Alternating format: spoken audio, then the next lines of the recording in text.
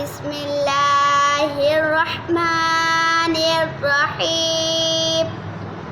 والشمس وضحاها والقمر إذا تلاها والنهار إذا جلاها والليل إذا يغشاها والسماء وما بناها والأرض وما طحاها ونفس وما سواها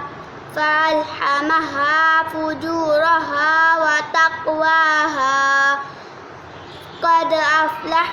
من زكاها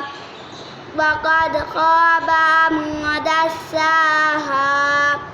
كذبت ثمود بتقواها إذ انبعث أشقاها فقال لهم رسول الله ناقة الله وسقياها فكذبوه